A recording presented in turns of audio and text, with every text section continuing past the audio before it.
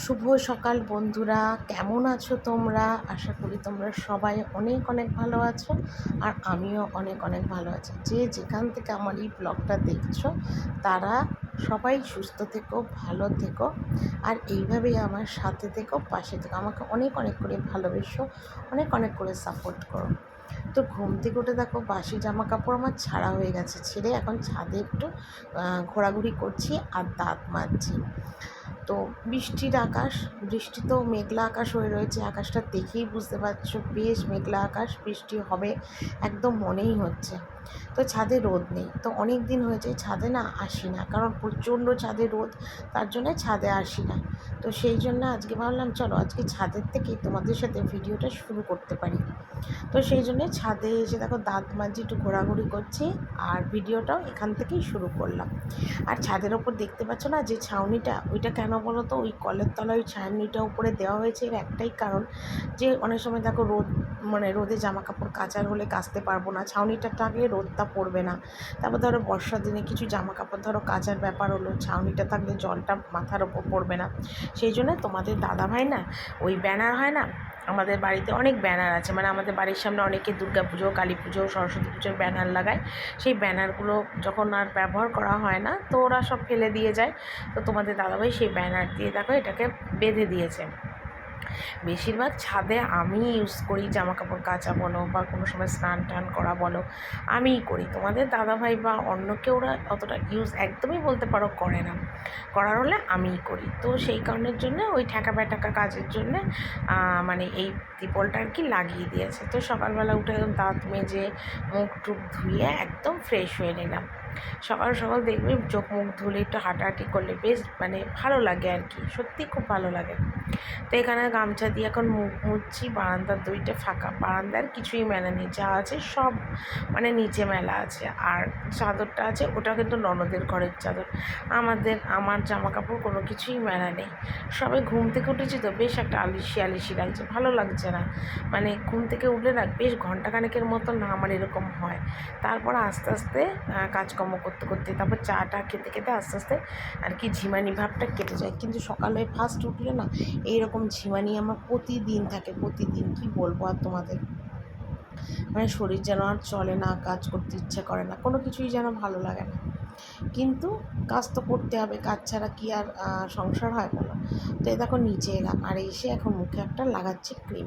ওই যে তোমাদের এর আগে দেখিয়েছিলাম না গুড ওয়াইবসের ক্রিম কিনেছিলাম, টি10 ক্রিম, না ডে ক্রিম, তো সেটাই দেখো একটু মুখে লাগাচ্ছি। যতই হোক রান্না বান্না করবো, গরমের একটা তাপ থাকে মুখের মধ্যে, একটু লাগাচ্ছি। এমনিতে তো আমি নিজের কোনো স্কিন কেয়ার কোনো কিছুই করি না, তোমরা তো জানো, কোনো কিছুই করি না, যা পাই তাই লাগাই, যেরকমভাবে চলার সেইভাবেই চলি।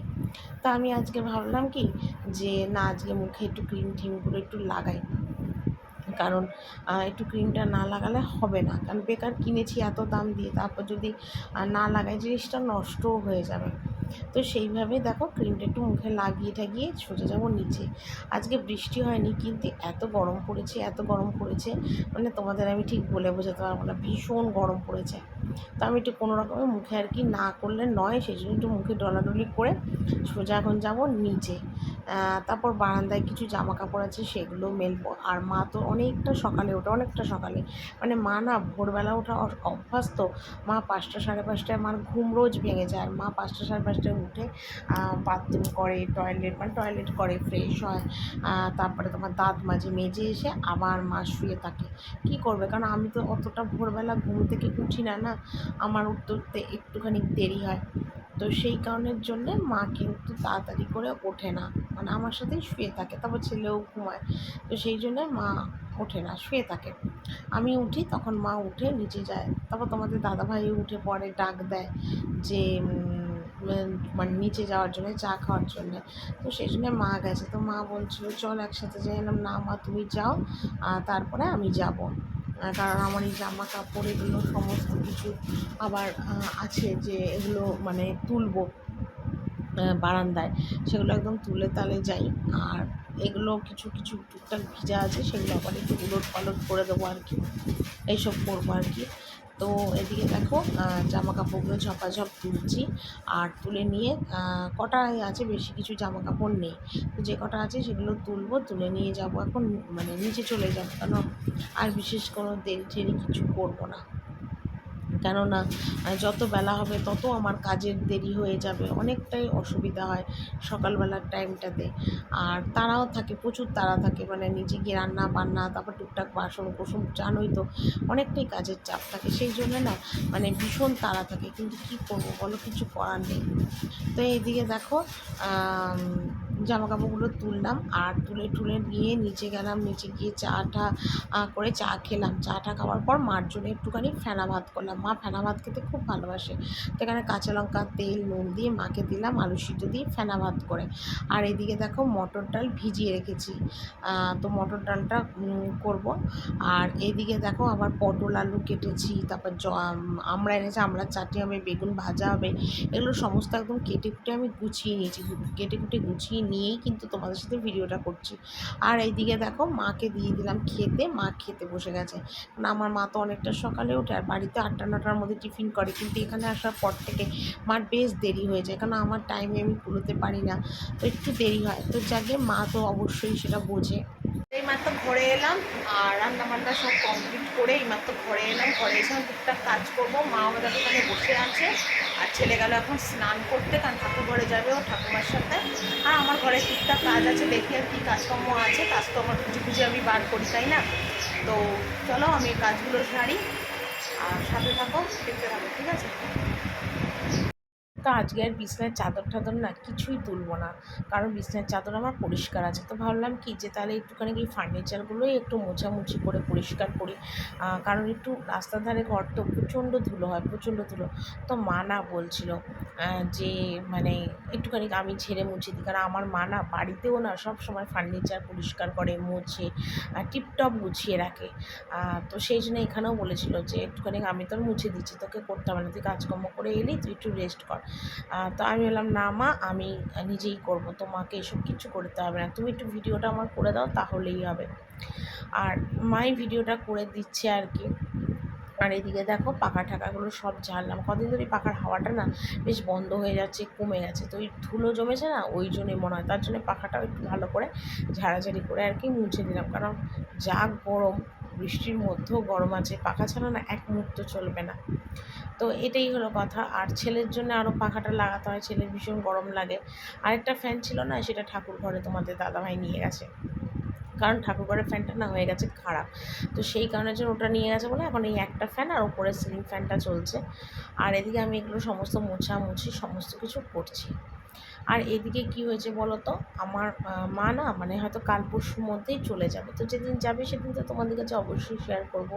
আর সত্যি কথা বলতে কি বলো তো, আমার মা, আমি আর আমার ছেলে, এই তিনজন আমরা। আর তাছাড়া কি বলো তো, আমার ছেলে আর আমার মা হলো আমার পুরো জগৎ, সত্যি ওরা আমার পৃথিবী যাকে বলে, কেন আমার মা আর ছেলে ছাড়া না আমার কেউ নেই।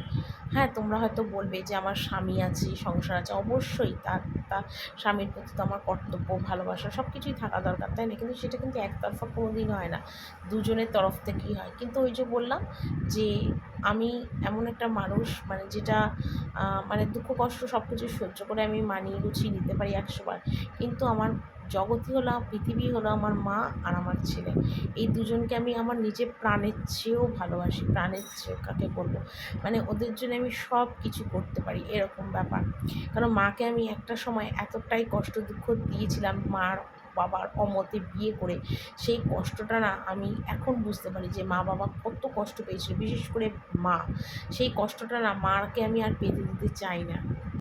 তাই এখন না আমি যতটা পারি মাকে ভালোবাসবো তো 100 বার, ভালো রাখার চেষ্টা করি মাকে, সত্যি কথা, যাতে মা আমার থেকে আর এই জনমে আর কোনো কষ্ট দুঃখ যেন না পায়, এই চেষ্টাটা আমি সব সময় করি। মাঝে মাঝে হয়তো একটু রাগ অভিমান হয় মার ওপর কোনো না কোনো কারণে, কিন্তু তবু সেটা আমি মানিয়ে নিই, কারণ মা তো মাই হয়, মার জায়গায় তো কেউ হয় না, তাই না বলো?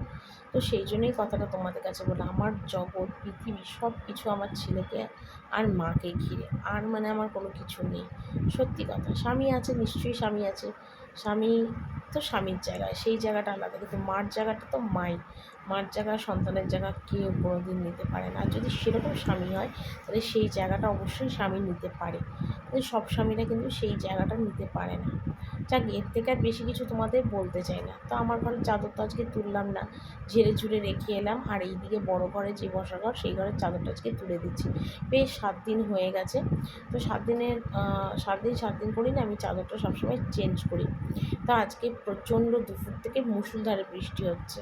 তো বেশ ওয়েদারটা ঠান্ডা হয়ে গেছে। আর আমি না ঠান্ডার ওয়েদারে কাজ করতে খুব ভালোবাসি, খুব ভালোবাসি। মানে গরমে না আমি কাজ একদম করতেই পারি না, আমার খুব কষ্ট হয়। কিন্তু এই ঠান্ডা ঠান্ডার ওয়েদারে না কাজ করতে বেশ আরাম, গরম লাগে না, আরামসে কাজ করা যায়। তো সেই কারণে আজকে ভাবলাম কি যে এই ঘরে চাদরটাও তুলি, আর চাদর তুলে আজকে এই ঘর, বারান্দা, সিঁড়ি এগুলো একটু মোছামুছি করবো। অনেক দিন হয়েছে আমার মোছামুছি করি না। মাঝখানে তো ঝাড়াঝাড়িগুলো করে রেখেছিলাম।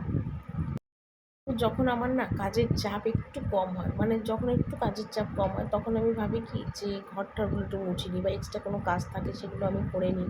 বা রান্নারও যদি কোনো সময় কাজ, একটু রান্নার চাপ কম থাকে, তখন কিন্তু আমি এইসব ঘরটারগুলো মুছে নিই। কাজ কিন্তু ফেলে রাখি না, সব সময় সমস্ত কাজকর্ম কিন্তু আমি করে ফেলি।